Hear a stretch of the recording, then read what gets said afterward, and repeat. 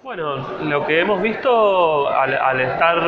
entre dos gobiernos, digamos, la última etapa de Paco Pérez y la segunda de Alfredo Cornejo, es que lamentablemente en esas transiciones lo que se pone más en evidencia y lo que termina ocupando el centro de la escena política son las especulaciones, digamos, no los proyectos políticos más o las discusiones políticas más estratégicas.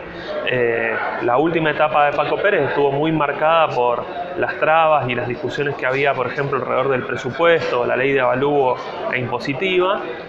y resulta que en realidad el radicalismo, muchas de las cosas que decía que no tenía que aprobarse en aquel presupuesto, una vez que fueron gobierno, lo copiaron casi igual. Digamos, o sea, que ellos no estaban discutiendo el presupuesto en sí, los endeudamientos y aquello que le criticaban al gobierno de Paco Pérez, sino que lo único que no querían era que lo hiciera Paco Pérez. Eso es lo que nos diferencia de lo que llamamos oposiciones de ocasión, en donde lo que ponen o a lo que se oponen son a discusiones políticas especulativas y de ocasión para ponerle una zancadilla o no a tal gobierno, o al contrario, a cambio de favores políticos para favorecerlo sin poner en discusión los problemas de fondo, como es el enorme e histórico endeudamiento que está teniendo la provincia y al cual nosotros nos oponemos rotundamente, más allá de cuál sea el gobierno político de turno, ¿no? Particularmente lo que ha sucedido este último año y medio, es que solamente se habilitan las discusiones de los proyectos que envía el Poder Ejecutivo Provincial, siendo que los proyectos que presentamos los propios legisladores, en mi caso he sido reconocido por distintos medios periodísticos, uno de los legisladores que más ha presentado proyectos, por ejemplo, en los últimos años, y sin embargo esos proyectos no se someten a discusión porque solamente se están poniendo a discusión los que propone el Poder Ejecutivo Provincial con su agenda. Entonces es evidente que hay un problema ahí de autoritarismo de parte del gobernador que hay que revertir, ¿no? Lo que también nos encontramos paralelamente es que los proyectos que hemos estado presentando son sistemáticamente cajoneados por las fuerzas mayoritarias y no cuentan todavía con el número suficiente de legisladores para que los podamos aprobar.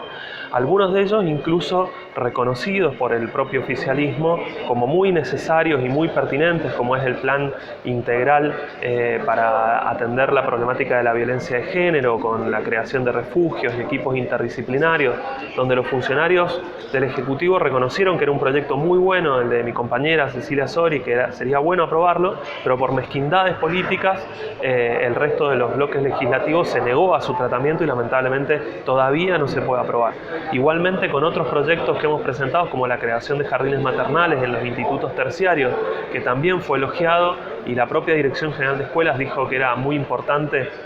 que se aprobase ese proyecto, y sin embargo, como todavía somos minoría en la legislatura, el resto de los bloques legislativos se niega a su tratamiento. Ya sí, proyectos referidos a la problemática energética, a la problemática de la edificación urbana y a la realidad de los propios trabajadores, ¿no? Cuando planteamos el proyecto de emergencia para suspender los despidos que estaban ocurriendo en esta provincia. Para hacerlo más sintéticamente, nos hemos encontrado con una legislatura que ha servido para elevar una voz, para hacer escuchar distintos reclamos, pero todavía una legislatura con un número mayoritario de bloques conservadores que impiden que se traten nuestros proyectos y que se les dé aprobación, aun cuando reconocen que muchos de ellos son buenos y positivos y hasta necesarios.